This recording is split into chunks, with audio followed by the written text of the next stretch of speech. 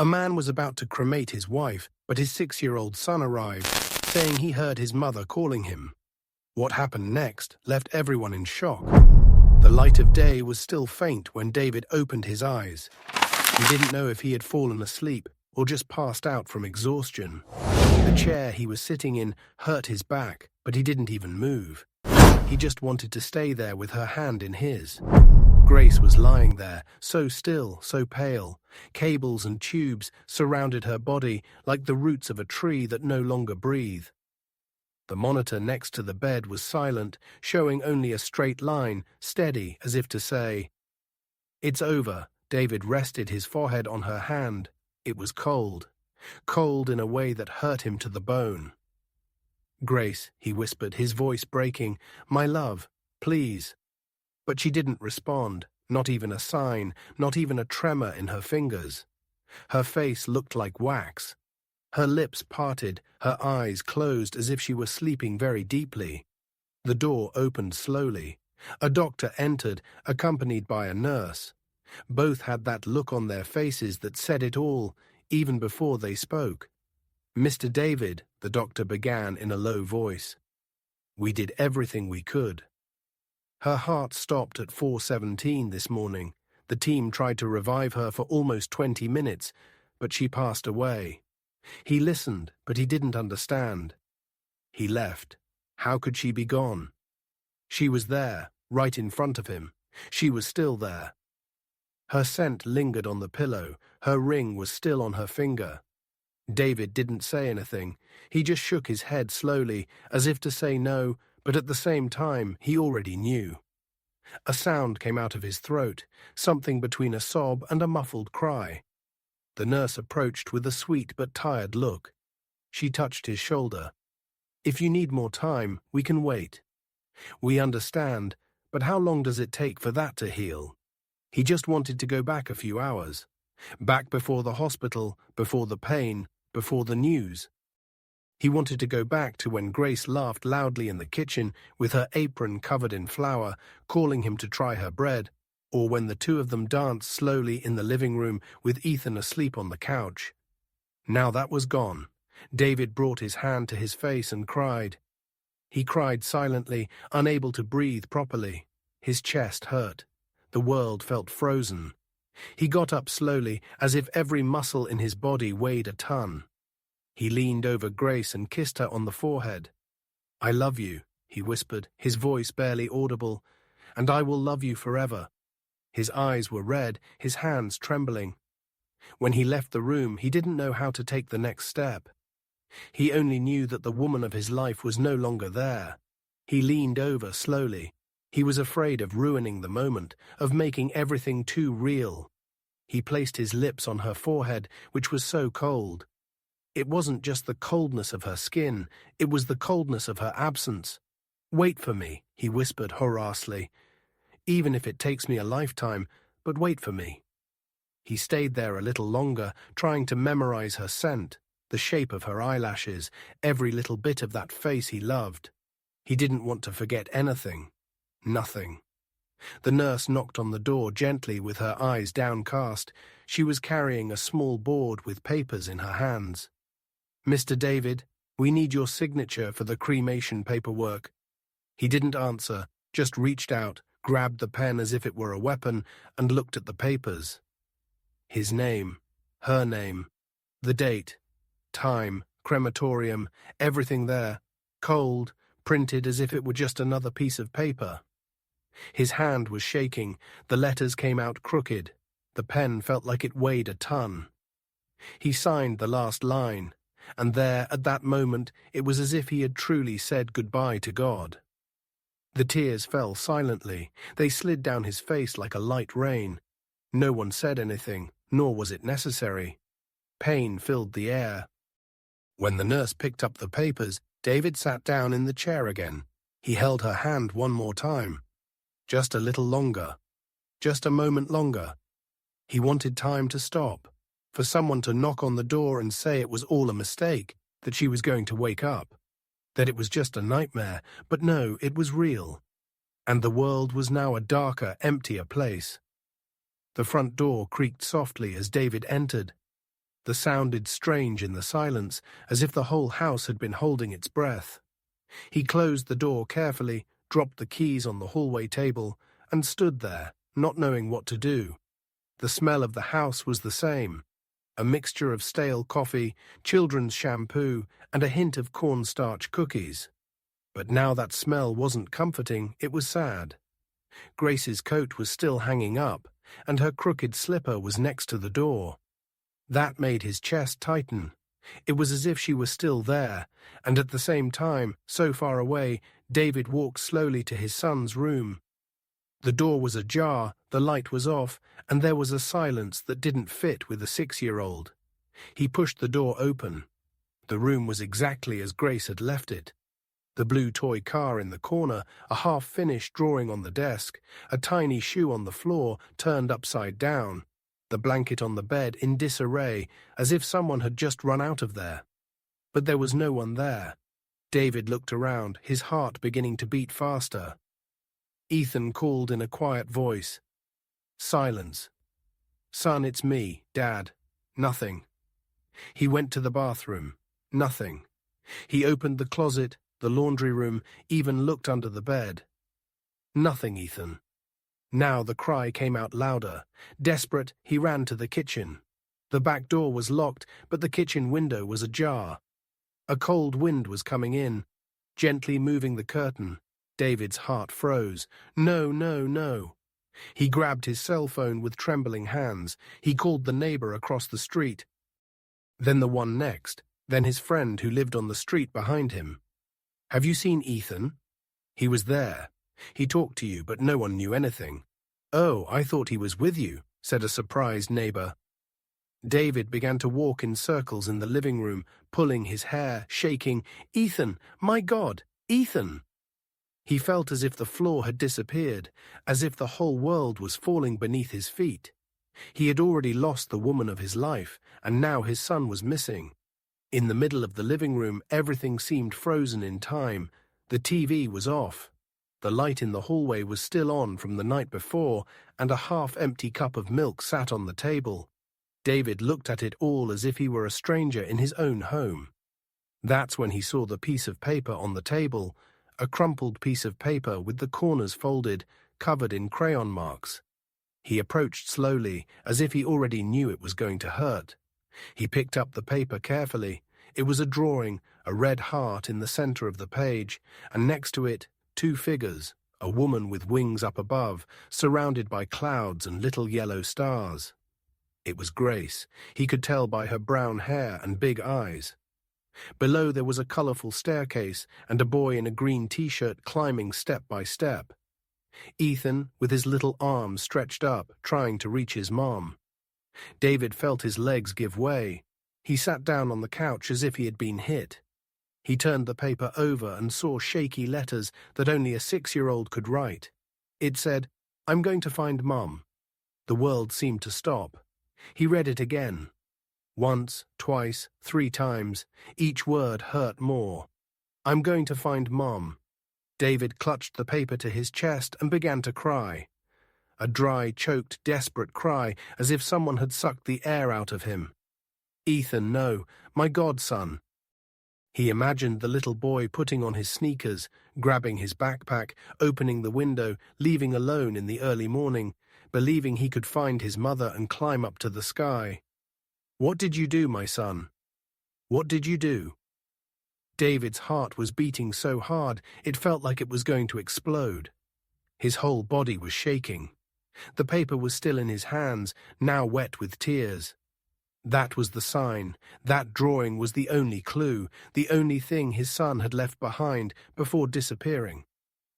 The rain started lightly, almost like a drizzle, but it seemed to cut into David's face like needles.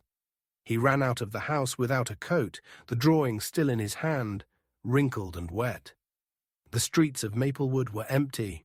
Only a few neighbors stood under their porches, looking strangely at this wet man, shouting desperately. "Ethan," he shouted, his chest. "Ethan, answer me, please."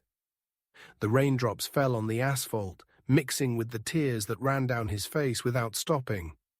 He looked around every corner, searching inside cars, on the sidewalks, near the park, but there was nothing. The silence was more than he could bear.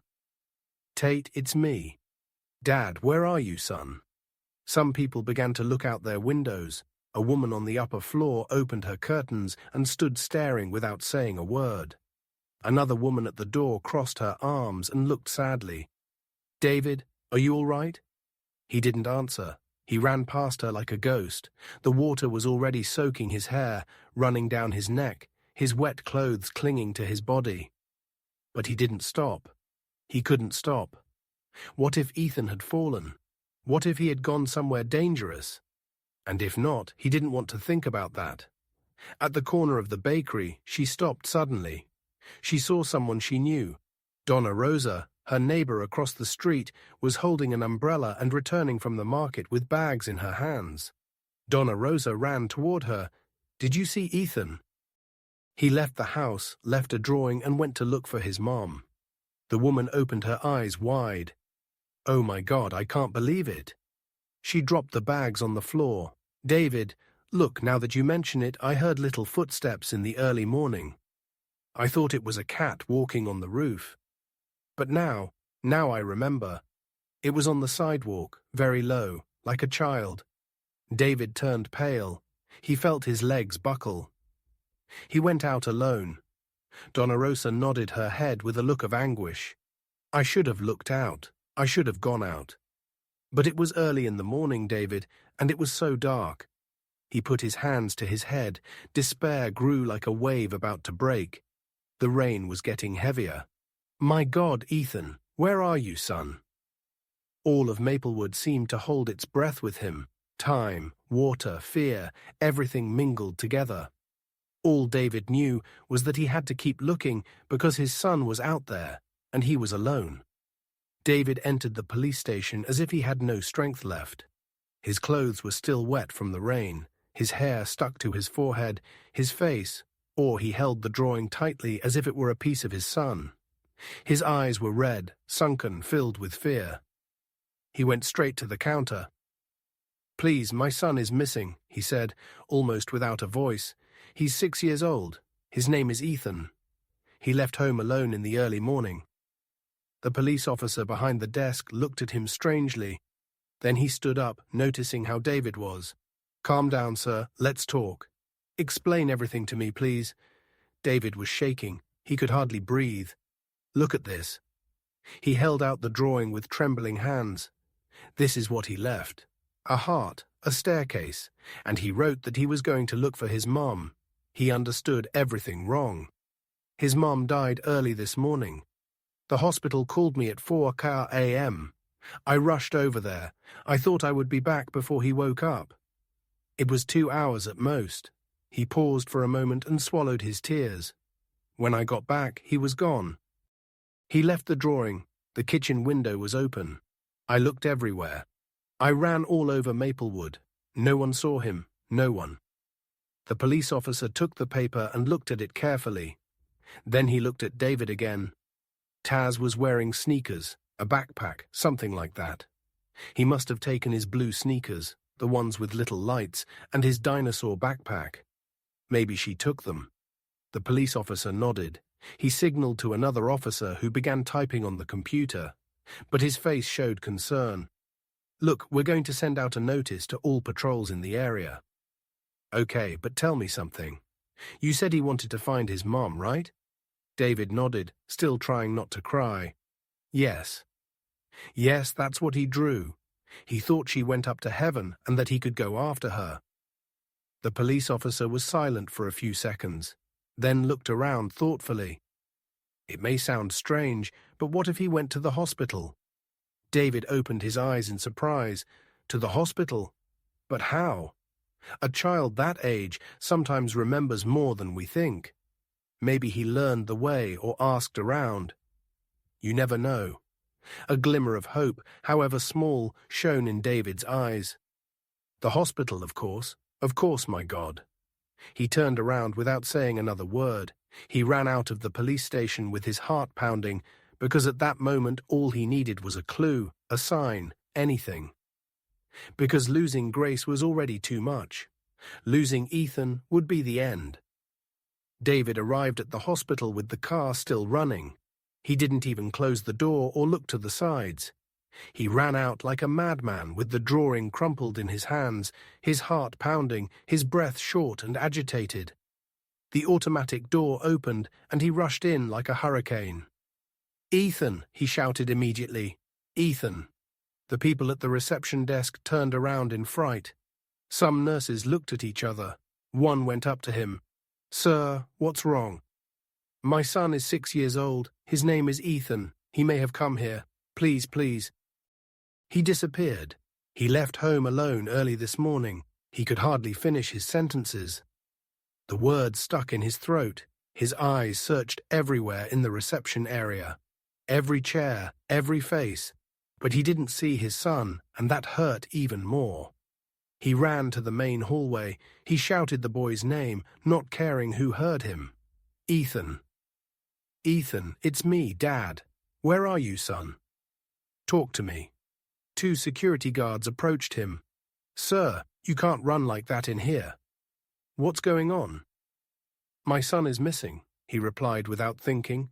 "He could be in here somewhere. His name is Ethan. He's 6 years old, dark hair. He's wearing blue sneakers with lights on them. He drew this. He showed me the paper all wet.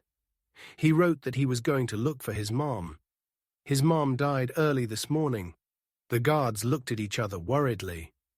One of them picked up the radio. "There's a child missing. Name, Ethan, age 6. Check all areas." Then he turned to David. "We're going to help, sir, but you need to calm down." "I can't calm down," he shouted, his eyes red. "Today I lost my wife, and now my son is missing. How do you want me to be calm?" His voice echoed through the hallways, and at that moment it seemed like the whole world stopped just to hear the cry of a father looking for his child. David ran to the pediatric area, opened doors, moved curtains, asked everywhere, "Is Maid here?" Someone saw a little boy alone. The nurses tried to help, but nothing. No one had seen him. Then he stopped in the middle of the hallway, breathing heavily with his hands on his knees, trying to catch the air that wouldn't come. The hospital was like him, cold, white, full of pain, and his son lost somewhere or worse. David didn't even want to think about it. He looked up, turning around, searching until he remembered a place no one sees, a place where he himself had knelt many times. And then he ran again, because now it was all or nothing. The doors to the chapel were ajar. The silent hallway, lit only by a yellowish light, seemed to push David toward it. His heart was beating so hard that it seemed to bounce off the walls. He took a deep breath, pushed the door open slowly, and entered.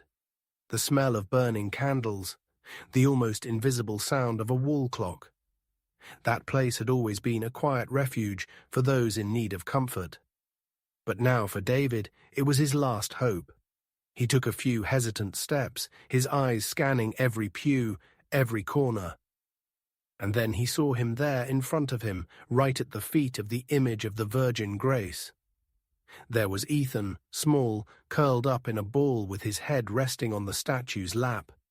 He was sleeping there as if it were the safest place in the world.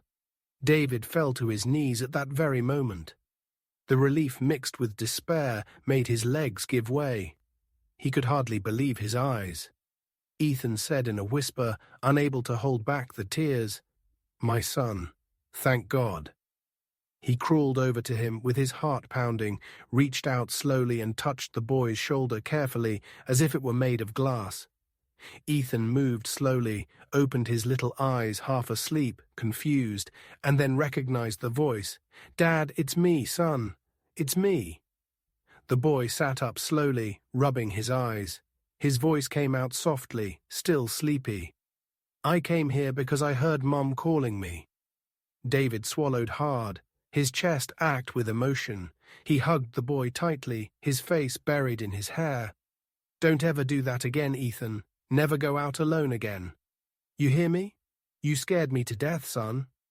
"I'm sorry, Dad. I just wanted to see Mum again."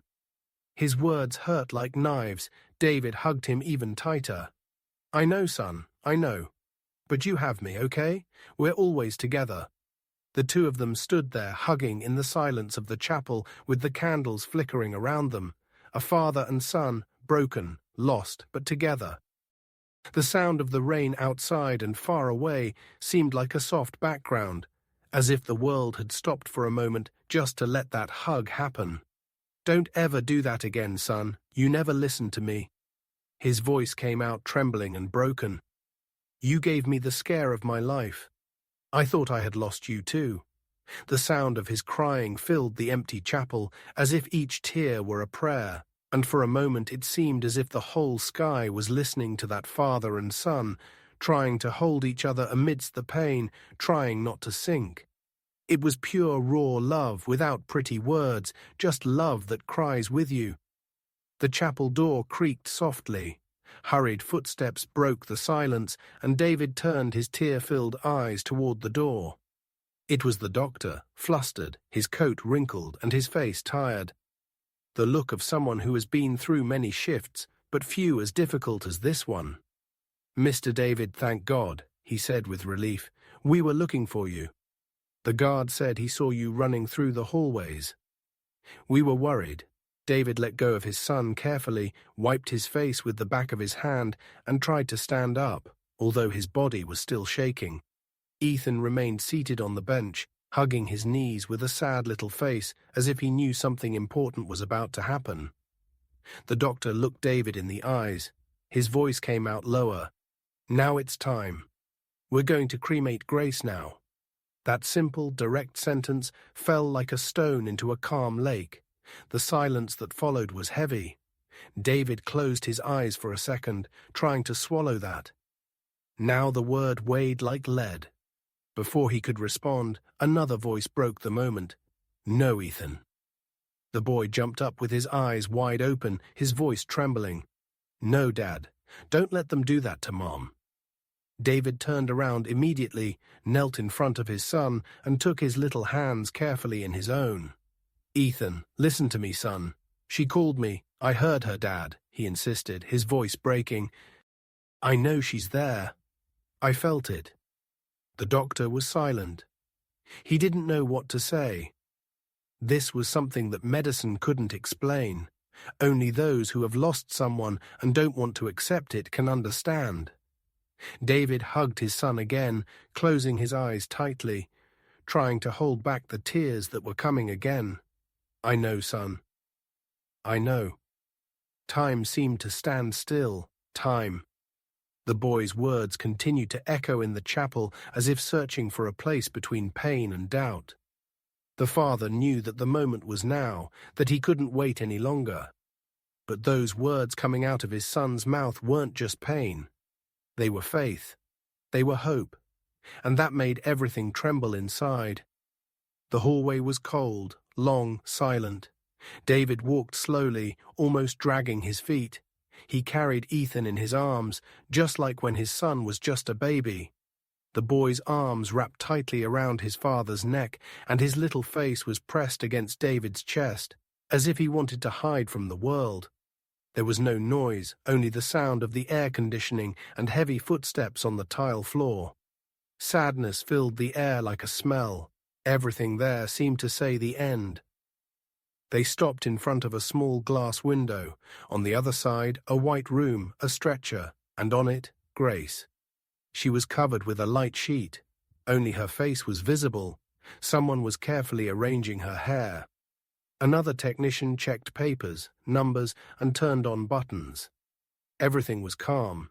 Everything was a routine that was scary. David held his son tighter. Ethan didn't say anything. He just stared with wide eyes at something that such a small child shouldn't see. But there they were, the two of them, looking at the woman they loved most. For the last time, David felt a lump in his throat. He thought about how Grace smiled when she played with their son, how she sang out of tune while washing the dishes, how she danced alone in the hallway when she thought no one was watching her. Now she wasn't moving, untouchable. Ethan whispered in a low voice, "She's still pretty, Dad." David closed his eyes for a moment, swallowed, and replied in a voice that barely came out. "Yes, son, she is inside." The technician adjusted the sheet and touched the controls. The oven was ready. David rested his forehead against the glass, feeling the cold glass collide with the heat still coming from his son's body in his arms. On the other side of the glass, the technician wrote some numbers on the panel. There was a soft beep. The machine responded with a sharp click. The oven began to open. The sound of metal moving filled the room with a noise one to hear. David closed his eyes tightly. He couldn't look. He didn't want to. His chest hurt so much that it felt like it was going to explode, as if the air had been sucked out, as if the world had been swallowed by a hole that only knew how to hurt. Ethan, still in his arms, continued to stare with his eyes wide open, fixed as if searching for something or as if waiting. And then, very slowly, he reached out his hand and touched the cold glass with his little fingers. "Mommy," he whispered. His voice was so soft, but so full of feeling that it sounded like a cry. David felt it like a blow to the heart. He hugged his son tighter, as if to protect him from what was about to happen, but also as if searching for the strength not to fall. The technician adjusted the stretcher, pushing it carefully, all in silence. There were no words or explanations.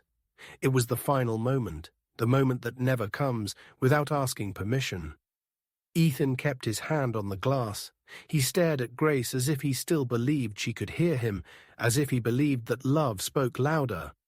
And there, in that second that seemed like an eternity, David felt a deep pain, but also a strange presence, as if something right there next to them was breathing too. But there was no sound, only that cutting, cruel, heavy silence. A silence that did not scream, but said everything. It was in a second that seemed like nothing, and at the same time everything. Ethan still had his little hand pressed against the glass. David, with his eyes closed, hugged his son as if the world were falling apart. On the other side of the glass, there was silence. But then something moved so slightly, so softly that it could have been a reflection, or the wind, or the pain playing with their minds. But it wasn't. Grace moved her lips very slowly, as if speaking from a dream, and a word came out. Weak, almost inaudible, Ethan. David opened his eyes wide. Time stood still. He wasn't breathing. He wasn't moving. He was just staring at it. The impossible happening right in front of him. Ethan repeated her name, the sound coming only from the shape of her mouth. "Weakly alive." "My God," he whispered, his eyes wide open. Suddenly the pain turned to surprise. The surprise turned to a scream, and he began to pound on the glass. "Stop that. Please stop that. She's alive. She's alive." The technician turned in fright. The stretcher was already a few steps away from the oven. He dropped the remote and ran toward Grace. David was hitting the glass, his face pressed against it, trying to see better, screaming with all the strength he had left. She spoke. My wife spoke. They couldn't continue. Ethan was also watching, without understanding everything, but with his eyes shining. He had heard her. He was sure. She called me, "Dad, did you see? Did you see?" David was shaking. "I saw her, son. I saw her." Inside, the technician was already shouting for help. Nurses were rushing in. The commotion began, and David, with his hands pressed against the glass, was still repeating, almost crying, "She's alive. My love. She's alive." And in that instant, what had been the end became hope. What had been pain became a miracle. All because of a whisper, just one, but one that shouted louder than the silence of death itself. What had been silence became chaos. Suddenly the room was filled with voices, rapid footsteps, gloves being put on quickly, machines being turned on. Grace's body, which seconds before had been on its way to the oven, was now the center of a miracle in motion. 2 nurses arrived first. One put his fingers on her wrist. The other brought his stethoscope to her chest. Silence returned for a moment, but now it was a different kind of silence. A silence of tension, of waiting. David watched everything from the other side of the glass, with his face pressed against it, his heart in his throat. "Please, please," he repeated, almost breathless. Ethan in his arms couldn't take his eyes off his mom, clutching his dad's shirt tightly with his little hands, breathing heavily, his eyes filled with tears. Inside, the nurses looked at each other. "She has a pulse. Weak, but she has one. She's breathing barely, but she's breathing." A doctor came running in, still adjusting his glasses, his gown flying behind him.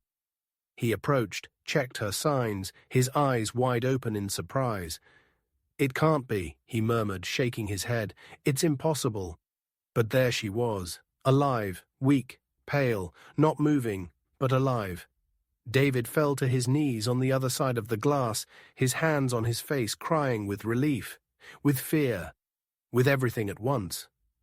Ethan climbed down from his arms, knelt beside him, and hugged him tightly. "I told you, Dad. I told you she called me." The doctor looked at the nurse and gave his orders immediately. "Take her to intensive care. Now hook her up again. Pressure, oxygen, everything." They moved Grace quickly, but with a care that seemed sacred, as if they knew they were touching a second chance, something no one there expected. And as the stretcher passed through the hallways, as the monitors came back on again, something became clear to everyone who saw that scene. Love made a noise and life answered. The sound of the machines filled the room again. Beep, beep. A slow but steady rhythm. Each beep was a breath. Each line on the monitor a sign that Grace was still there. The bed in the center of the ICU looked huge next to her frail body. The cables were reconnected, the oxygen carefully placed, her eyes still closed. But now, unlike before, there was life there. Weak, yes, but real, present. David was sitting next to her. He held her hand as if he were holding the whole world.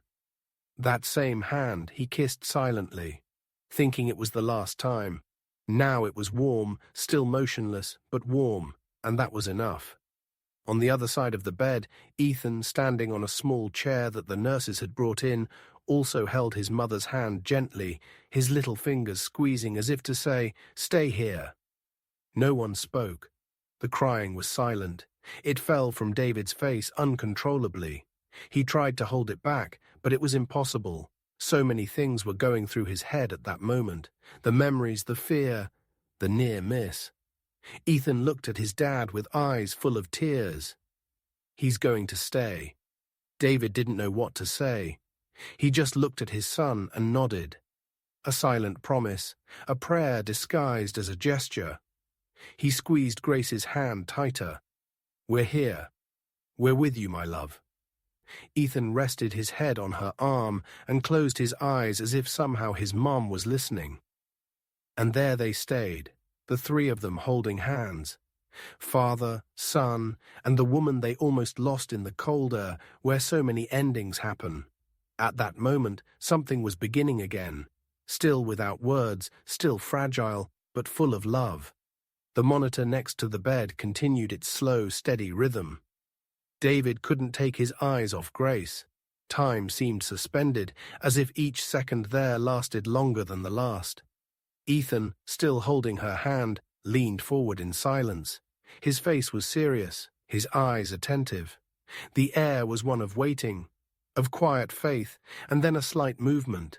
His eyelashes small, almost imperceptible, but they moved. Then a slight tremor in his eyelid. David squeezed her hand. "Grace, it's me. I'm here, my love, with our son." Ethan moved closer, his eyes wide open. A tear began to roll down Grace's face, slowly, silently, wetting the white sheet. The child whispered in a soft voice, full of love, "Mommy." It sounded like a call from the soul, and little by little, as if returning from a faraway place, her eyes began to open. David stood still, unable to breathe. Grace's eyes were still blurry, at first unfocused. Then they began to see, to recognize, to understand. She turned her head slightly, looked at David, then at Ethan. Time stood still again. A small smile appeared at the corner of her mouth. Weak. But then Ethan brought his hand to her face, crying softly. David let go. He cried as he had never cried in his life. There, in front of that smile, that look, that presence, he thought he had lost forever. "You're back, my love. You're back," he said with a trembling voice, his eyes closed, holding her hand with both hands now. And Grace, although she didn't say a word, answered everything with that look. That almost invisible smile. Life so fragile, hanging by a thread, was now there between them. Once again, Ethan looked at his mother as if he were still dreaming. His little eyes were shining with tears, and his whole body was trembling with emotion. The bed was high, full of wires and machines, but he didn't think twice. David helped him carefully, lifted his son in his arms slowly, and placed him next to Grace as if he were returning a missing part of her. Ethan climbed up carefully, like someone who knows he is touching a miracle. He approached, lay down gently on her chest, snuggling close. His little head fit into the space between her shoulder and neck, just like he used to when he was smaller, when he still slept in her lap, listening to the stories Grace told him. The sound of the monitor continued. The room was silent. Then he spoke. "I heard you," he said softly. "You called me." Grace couldn't respond loudly, but her hand, the hand that David thought would never move again, rose slowly, trembling. She touched her son's face tenderly. Her fingers gently brushed his cheek, and then in a weak, hoarse voice, she said, "Thank you for coming back." David covered his mouth with his hand, trying to hold back the tears that were welling up inside him. He watched the scene as if he were watching a piece of his soul being sewn back together. Ethan closed his eyes. A slight smile appeared on his face. Even though he was still crying there on his mother's chest, he seemed to be at peace. As if the world outside no longer existed, as if everything he needed was right there. At that moment, time stood still. The hospital disappeared. The pain, the fears, the despair, everything fell silent. Only love remained, a love that came and went, a love that never gives up. Hours later, the ICU room was quieter.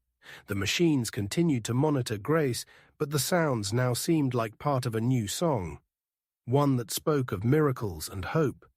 David was still by her side, sitting with his hand in hers, while Ethan slept, curled up in a chair, exhausted. The doctor entered silently. He wasn't carrying a clipboard with papers and a serious face, but a gleam in his eyes that mixed surprise and respect. He stood next to the bed and looked at David carefully, like someone who knows he is about to say something that cannot be put into words. "Mr. David, we checked everything, the tests, the medical history, the current signs, and we have no explanation, at least not a medical one." David nodded, waiting. "The closest thing to this, we could say, is that Grace suffered from what we call neurological catalepsy. It's a rare syndrome, very rare. A type of nervous system collapse that causes the body to almost shut down completely. Vital signs drop to such low levels that it can be confused with clinical death. The heart slows down, breathing almost stops, the muscles freeze. But I saw all the tests. She had no life. I don't know if you believe in God, but this can only be a miracle." He paused, looking at Grace, who was now sleeping with a peaceful face. "In most cases, those who enter that state do not return." David swallowed hard, squeezed her hand tighter, but she came back, he said in a low voice, as if still trying to believe. The doctor nodded slowly. "She came back, and that's something not all the books can explain." They were silent for a moment. Only the sound of the machines filled the room until David, with his eyes filled with tears, asked, "But why? Why her? Why did she come back?" The doctor looked him in the eyes, then looked at Ethan, who was sleeping, hugging an old teddy bear that the nurses had gotten for him. Maybe because someone heard, and because she also wanted to hear back. He took a deep breath. Science is still trying to understand these things. But there are moments when it's not science. It's love. And love sometimes screams louder than death itself. David didn't answer. He just looked at Grace with more strength, like someone who understands that everything, absolutely everything, only makes sense because of how it feels. And in that moment, he knew some comebacks don't come from life, they come from the heart. That boy, said the doctor with a tone of respect, didn't give up. He heard something, felt something, and came. He called his mom in the purest way that exists, with love. Ethan looked at the two of them without understanding much, but with that sincere way of someone who only does what his heart tells him to do. She called me first, he said quietly, and I just listened. David looked at his son and swallowed hard. The doctor kept his eyes on them. Sometimes we don't understand what's happening, and we don't have to understand. There are things that can't be explained. They have to be felt. David couldn't hold back.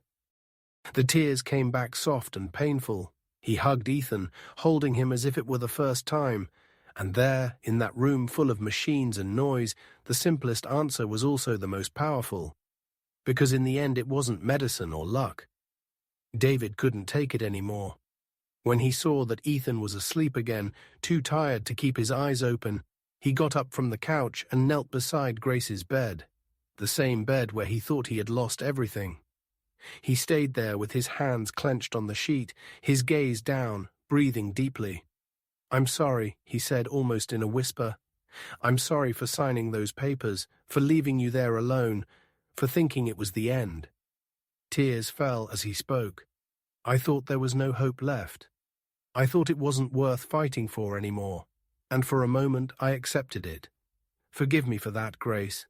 Forgive me for Almond giving up on you." There was a deep silence. Only the VIP on the monitor marked the passing of time. And then, very slowly, Grace's hand moved so softly it seemed like the wind. She touched David's face. Her fragile fingers brushed his skin as if they wanted to wipe away the pain. Their eyes met, and with an almost invisible smile she said, "You didn't give up. You stayed." Those words pierced David like a hug, like a forgiveness that needed nothing more. He looked up, took her hand lovingly, and also looked at Ethan's little hand there beside him. He was silent for a moment and then spoke firmly. "We're going to live together. Space, one day at a time." The voice came out, trembling but full of truth. Grace squeezed his hand, weakly but firmly. And there, at the edge of that bed, with no big promises, no impossible plans, a new pact was born. A way to keep going, to start over, one day at a time, united in pain, in faith, and in the love that even death could not silence. In the hospital corridor, the murmur was constant. The nurses looked at each other in surprise. The doctors whispered among themselves.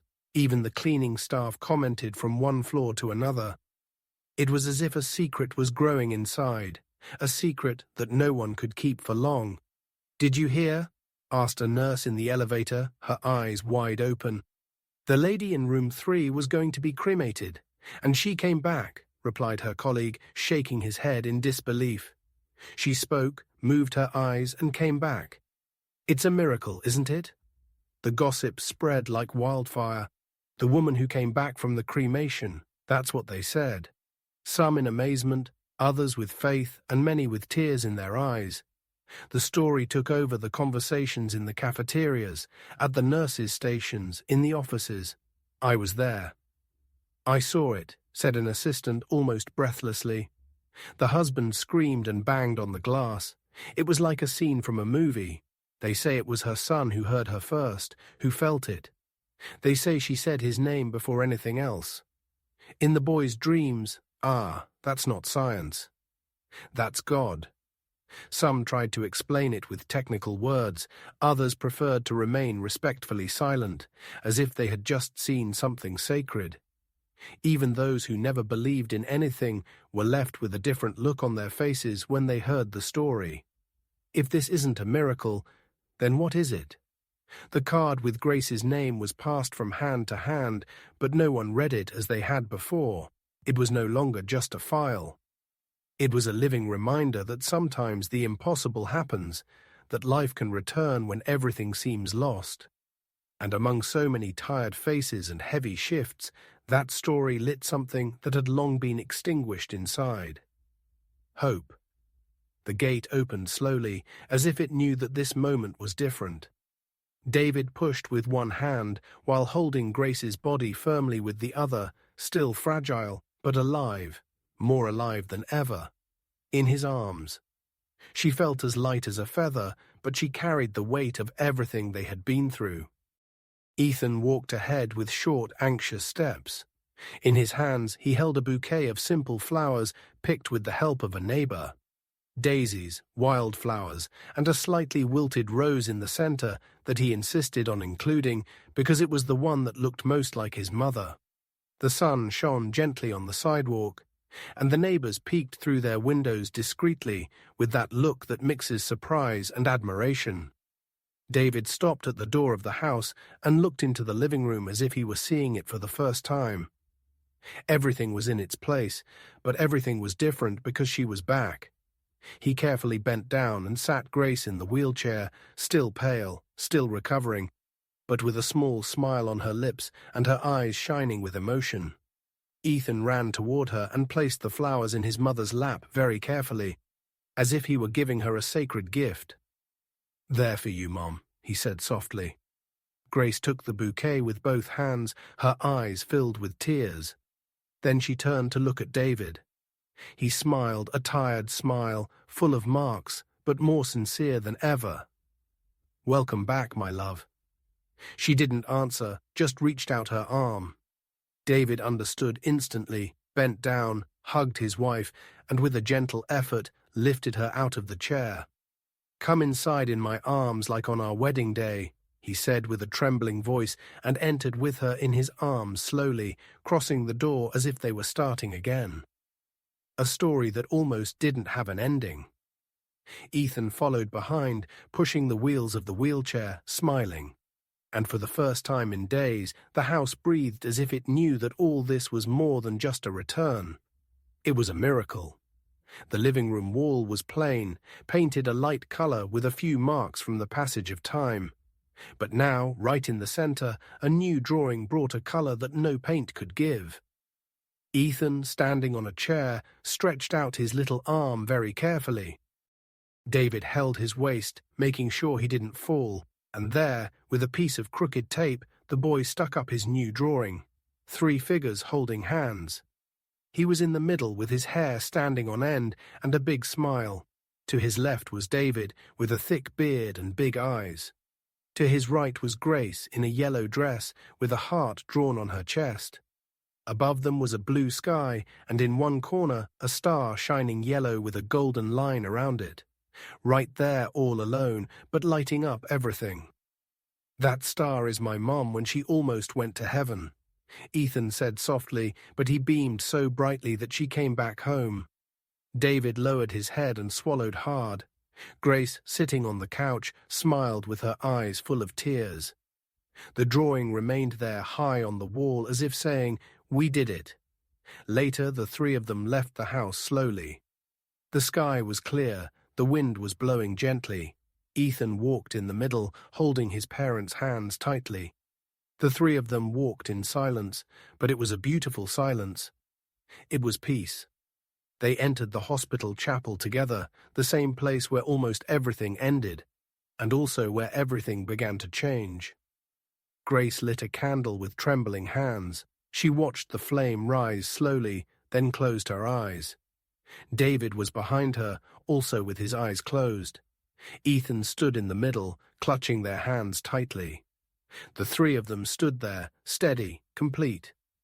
And there, in front of that soft light, not a word was spoken. David was sitting in the living room armchair with his cell phone resting on a stack of books. The light of the sunset came through the window, gently touching his face. The distant sound of Ethan playing in his room and Grace in the kitchen moving something on the stove. The house was finally alive again. He took a deep breath before pressing the record button. He stood there for a few seconds in silence, staring at the camera, his eyes still red, his voice broken, but there was firmness there, a certainty that only someone who has been through what he has been through can have. Sometimes it seems like everything is lost. He spoke slowly and calmly. The pain is intense, the world goes dark. You look around and see no way out, no meaning. He paused. He looked at the floor as if searching for words inside his chest. I thought I had lost everything. The woman of my life, our son, faith, hope, everything. His eyes filled with tears again. But then love. Ah, love. He took a deep breath and a slight smile escaped him. Love doesn't shout, it doesn't make noise, but it stays, it insists, it calls. And sometimes when you no longer expect anything, love returns. He looked toward the kitchen where Grace was laughing softly at something. Then he turned his eyes back to the camera. If you are listening to this now and feel that there is no way out, I only ask one thing of you. Stay. Hold on.